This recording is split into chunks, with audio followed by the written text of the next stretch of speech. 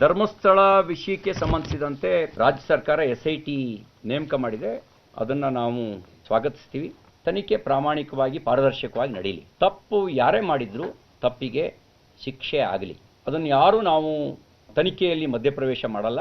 ಆದರೆ ತನಿಖೆಗೆ ಮುಂಚೆನೇ ಕೆಲವರು ತನಿಖೆನೂ ನಡೆಸಿ ಜಡ್ಜ್ಮೆಂಟು ಕೊಡೋ ಪ್ರವೃತ್ತಿ ಇದೆಯಲ್ಲ, ಅದು ಸ್ವೀಕಾರಾರ್ಹ ಅಲ್ಲ. ಧರ್ಮಸ್ಥಳದಂಥ ಸಂಸ್ಥೆಯನ್ನೇ ಅನುಮಾನಿಸುವ, ಸಂಸ್ಥೆಯ ಮುಖ್ಯಸ್ಥರನ್ನೇ ತಪ್ಪಿತಸ್ಥರು ಅನ್ನೋ ರೀತಿಯಲ್ಲಿ ಬಿಂಬಿಸುವ ಷಡ್ಯಂತ್ರದ ವಿರುದ್ಧ ನಾವಿದ್ದೀವಿ. ತಪ್ಪು ಯಾರನ್ನ ಮಾಡಿದ್ರೆ ತಪ್ಪಿಗೆ ಶಿಕ್ಷೆ ಆಗಲಿ.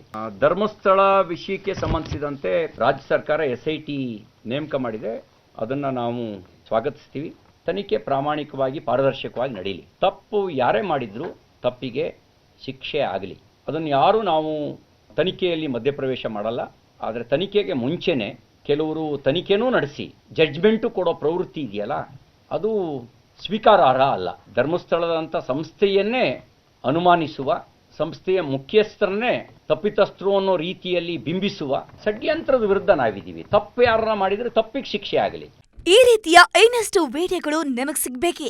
ಹಾಗಾದ್ರೆ ಈಗಲೇ ನ್ಯೂಸ್ ಮಲ್ನಾಡ್ ಚಾನೆಲ್ನ ಸಬ್ಸ್ಕ್ರೈಬ್ ಆಗಿ, ಕೆಳಗಿರೋ ಸಬ್ಸ್ಕ್ರೈಬ್ ಬಟನ್ ಮೇಲೆ ಕ್ಲಿಕ್ ಮಾಡಿ ಉಚಿತವಾಗಿ ಸಬ್ಸ್ಕ್ರೈಬ್ ಆಗಿ.